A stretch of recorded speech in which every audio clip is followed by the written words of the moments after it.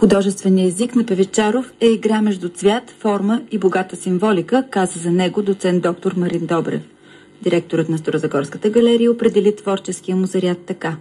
Това е едно от интересните явления в съвременното българско изобразително изкуство. И като го казвам това, от него проистичат няколко още послания, които той носи със себе си.